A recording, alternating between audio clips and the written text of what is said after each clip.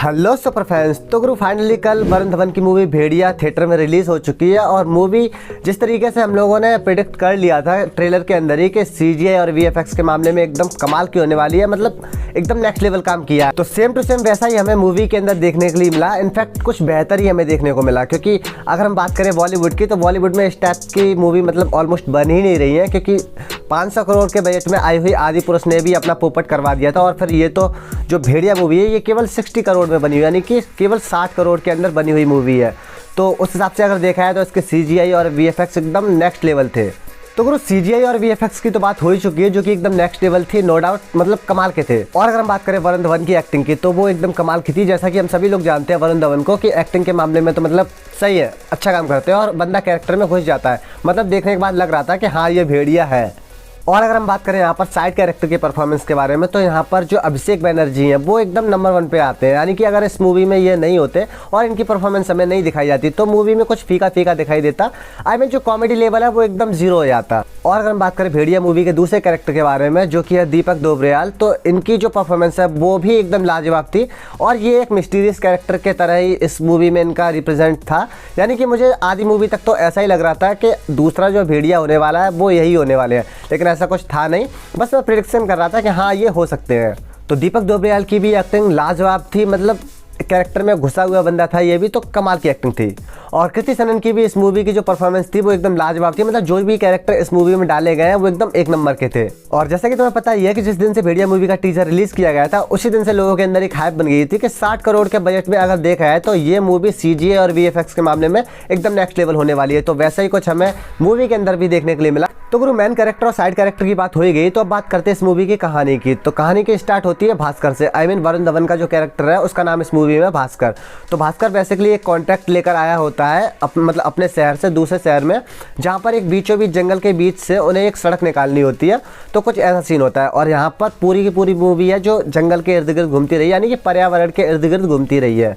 यानी कि जो पूरा कॉन्सेप्ट है वो पर्यावरण को बचाने के लिए ही है। तो जैसे कि तुम्हें पता है कि जो भी कॉन्ट्रैक्टर होता है यानी कि सड़क वगैरह निकालने के लिए, तो उसका केवल एक मोटिव होता है कि उसको सड़क बनानी है, फिर उसे जंगल या फिर पर्यावरण से कुछ लेना देना नहीं होता है। तो वैसे ही कुछ हमें इस मूवी में दिखाया गया है कि भास्कर कॉन्ट्रैक्ट लेने के चक्कर में अपना पूरा घर वगैरह गिरवी रख देता है। तो उसका केवल एक ही लक्ष्य होता है कि जंगल के बीचों बीच से उसे सड़क निकालनी है, चाहे कुछ भी हो जाए। तो कहानी में जैसे आगे बढ़ते तो वहाँ पर एक इच्छाधारी भेड़िया होता है जो कि भास्कर को काट लेता है और फिर वो भी एक इच्छाधारी भेड़िया बन जाता है। आई मीन जब चाहे तब वो ट्रांसफॉर्म हो सकता है और उसके अंदर कुछ सुपरनेचुरल पावर भी आ जाती हैं। तो गुरु ऐसा नहीं है कि जब भास्कर भेड़िया बनता है तभी उसकी शक्तियाँ एक्टिवेट होती हैं। जब वो भास्कर के रूप में होता है तब भी उसकी शक्तियाँ काम करती है। आई मीन वो दूर तक का देख सकता है, दूर तक का सुन सकता है, दूर तक का सूंघ सकता है, इवन वो बहुत तेज दौड़ भी सकता है और काफी ऊंची ऊंची जंप भी लगा सकता है। तो कहानी के लास्ट तक आते आते जो भक्षक होता है वो रक्षक बन जाता है। आई मीन जो भास्कर है वो आया होता है जंगल के बीचों बीच रोड निकालने के लिए, लेकिन वो बाद में उस पर्यावरण को समझता है, उसे महसूस करता है और फिर वो डिसाइड करता है कि अब यहाँ से रोड नहीं निकलेगी।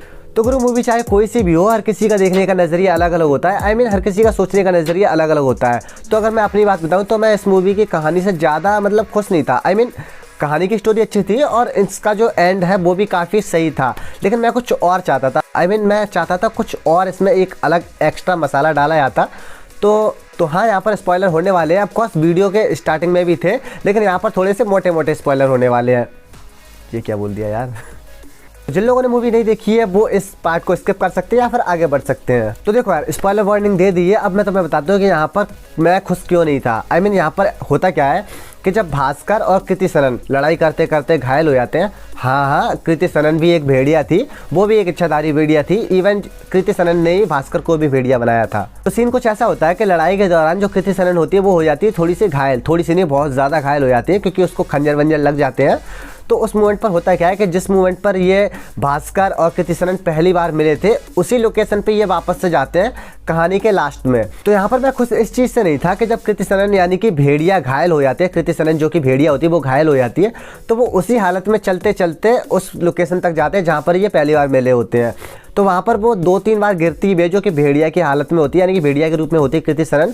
तो मैं यहाँ पर कुछ ऐसा चाहता था कि कृति सनन का हमें एक और ट्रांसफॉर्मेशन दिखाया जाता, यानी कि जो कृति सनन जो कि भेड़िया बनी होती है वो हमें वापस से ह्यूमन फॉर्म में दिखाई जाती और वरुण धवन भी ह्यूमन फॉर्म में दिखाया था और फिर वो उसको इस तरीके से गोद में उठाकर लेके जाता उस लोकेशन तक जहाँ पर ये पहली बार मिले थे। तो वो जो सीन होता ना वो सचमुच बहुत ज़्यादा अच्छा होता और काफ़ी ज़्यादा इमोशनल भी होता और हम उसे काफ़ी अच्छे तरीके से एंजॉय भी कर सकते। आई मीन एक तरीके से देखा है तो हम अटैच हो जाते उस सीन से, लेकिन ऐसा कुछ हमें मूवी में नहीं देखने को मिला। आई मीन इमोशनल तो थे लेकिन उतना नहीं थे, मतलब कुछ ज़्यादा फीलिंग नहीं थी। कृति सनन मर गई, मर जाने दो, कुछ ऐसा लग रहा था मतलब। तो गुरु जैसा कि मैंने तुम्हें स्टार्टिंग में बता दिया था कि हर किसी के मूवी देखने का तरीका अलग अलग होता है, अलग अलग ओपिनियन होता है। तो हो सकता है कि तुम्हारा ओपिनियन कुछ अलग हो, तो वो तुम मुझे नीचे कमेंट बॉक्स में बता सकते हो। जिन लोगों को नहीं पता उन लोगों को मैं बता दूं कि ये मूवी यानी कि भेड़िया मूवी भी एक सिनेमैटिक यूनिवर्स का पार्ट होने वाली है, जिसकी 3 मूवी ऑलरेडी आ चुकी हैं। तो पहली मूवी थी स्त्री, दूसरी मूवी थी रूही और तीसरी है भेड़िया, और 3-4 मूवी और भी आने वाली है जो कि डायरेक्टर ने बता दिया है ऑब्वियसली।